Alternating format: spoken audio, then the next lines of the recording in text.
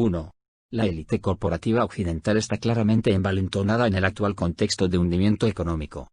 Su estrategia actual, basada en el gran reinicio anunciado por el Foro Económico Mundial, ha empezado a utilizar el concepto de capitalismo inclusivo como una de sus estrategias de imagen. 2.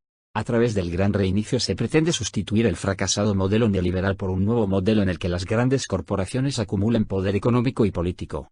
Con el concepto de capitalismo inclusivo nos quieren dar a entender que ese nuevo capitalismo va a intentar superar los problemas estructurales de exclusión social del capitalismo. 3. La cuestión clave es que ese carácter inclusivo no se relaciona con ningún tipo de medidas estructurales destinadas a asegurar esa nueva orientación de las corporaciones privadas. Se trata de mera palabrería, en la que se apela una y otra vez a impulsar medidas caritativas de las empresas en solidaridad con el entorno. 4. Como es lógico, las grandes corporaciones occidentales se han volcado entusiastas en impulsar este lavado de imagen. Como referencia, nos encontramos con dos recientes instituciones.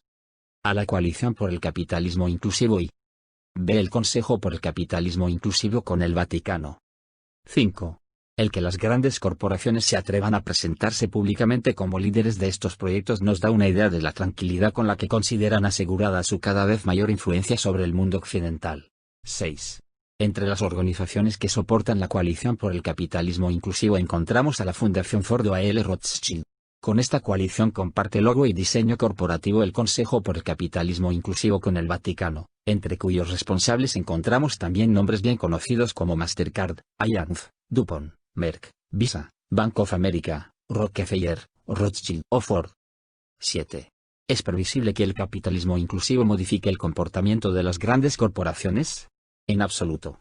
Lo sabemos con seguridad porque, desde un punto de vista conceptual, el capitalismo inclusivo no es más que una ramificación de las teorías de la responsabilidad social de la empresa.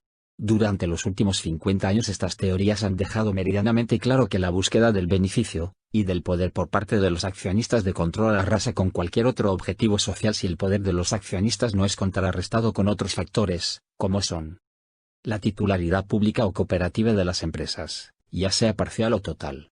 Los cambios estructurales en el gobierno corporativo impuestos por vía legal, como el sistema de cogestión alemán. La actuación pública a través de normas imperativas o de incentivos. La presión sindical. 8.